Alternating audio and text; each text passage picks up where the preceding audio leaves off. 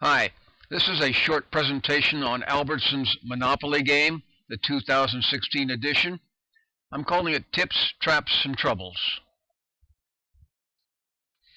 This is a 6 or 7 minute presentation that contains the following comments and information. It tells you who's writing this. It asks the question, is the game a scam? It tells you to beware that there's one thing that certainly is an absolute scam. It tells you what's wrong with the game, at least in my opinion, numbers 1, 2, and 3. There's a suggestion for an efficient way to play the game and save yourself a lot of time. And the so-called valuable pieces that are the keys to winning a prize are listed on the last slide in the section.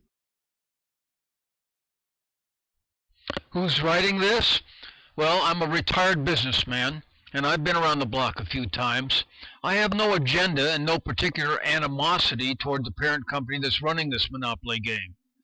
I have no axe to grind, and no bitterness about not winning anything worthwhile in the several years that I've played the game. I'm writing this in the simple hope that someone reading it might benefit from my own past experience of playing the game.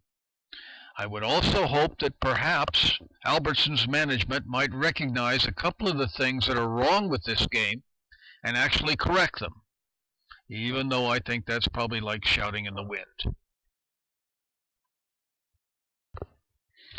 So, is the game a scam? Well, no, but it also depends on how you define a scam. It is certainly possible to score a winning ticket, especially among the lower paying prizes. But recognize that the odds against even a small, significant win are astronomical. The lowest minimum cash prize is a $5 gift card, and the odds of collecting this prize with one ticket are slightly over 12,000 to 1. If you have 65 game tickets, which means that you've spent $650 or more on groceries, your odds of nailing that $5 gift card increase to a bit healthier 24 to 1. But ask yourself this question.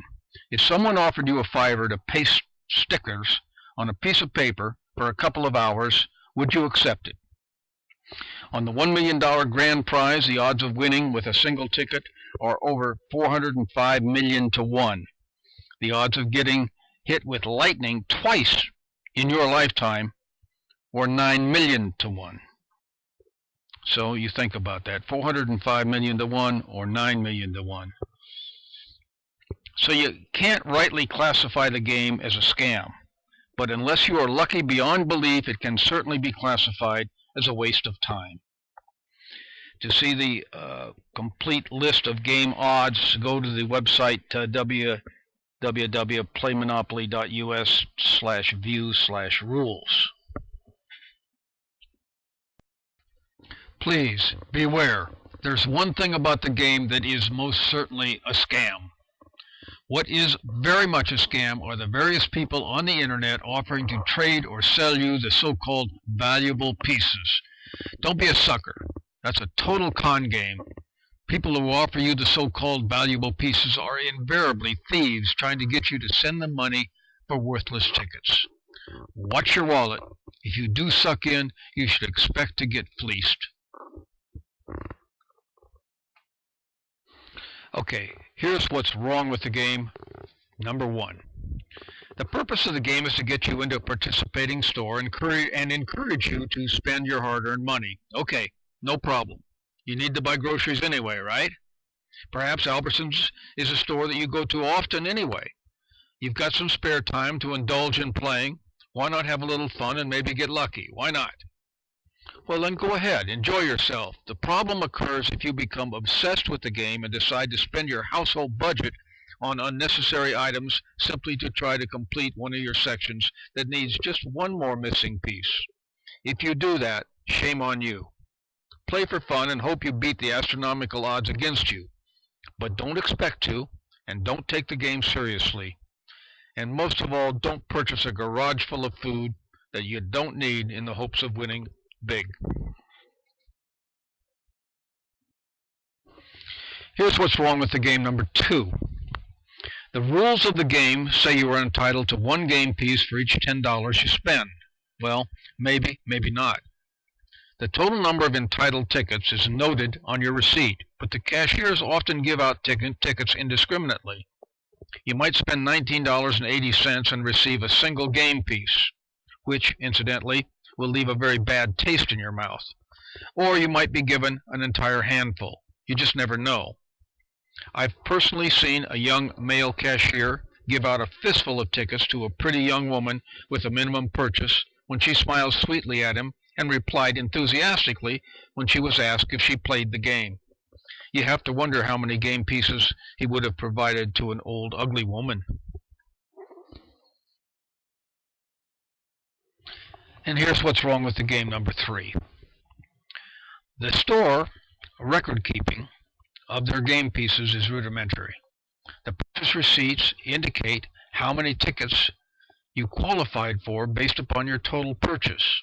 The notation also acts as a quick reminder to the cashier of how many pieces he should dole out to you. Basically, that procedure also acts as a type of control for the store to ensure that the overall number of pieces distributed at that activity correlates to the amount of purchases made. But, as many of you know, not everyone plays the game. The store cashiers know this, and they can easily pocket the unused game tickets for themselves. It's not stealing, it's just walking out the door at the end of a shift with a pocket full of unclaimed tickets. Of course, it's against the rules for store employees to play the game, but if they do come up with a winner, it's a simple enough thing to turn it over to a friend and then later share the prize. I personally know that the above situation is true because a store employee in my local area told me it was.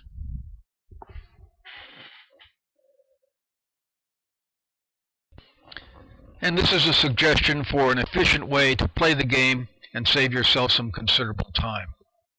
Start out by checking any game pieces you've received against the listing on the following page of this presentation to ascertain whether or not you have a so-called valuable sticker.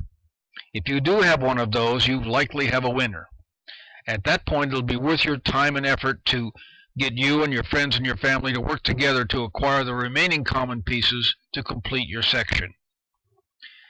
But after your initial review of your ticket, you can just throw the remaining common tickets in an envelope until you're lucky enough to catch that elusive valuable sticker. And at that point, you can go back in time and fill out your section with the common numbers in your envelope. Now, obviously, if you prefer to deal with your stickers individually, that's fine, but this simple method can save you a lot of time. By the way, I've been playing the Albertsons various Monopoly games for several years now, and my big win thus far has been a $2 video rental. I certainly hope you do a lot better. Good luck, and the valuable numbers for the 2016 game are on the next slide.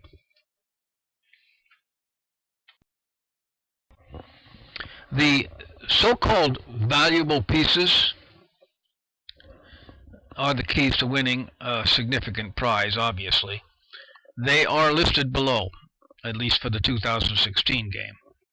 If you are lucky enough to catch one of these pieces, it's absolutely worth encouraging your friends and your family to help you acquire the other common matching pieces to your set. Once again, I hope this little presentation is of some benefit to you, and I do wish you all the best of luck. Thanks for listening.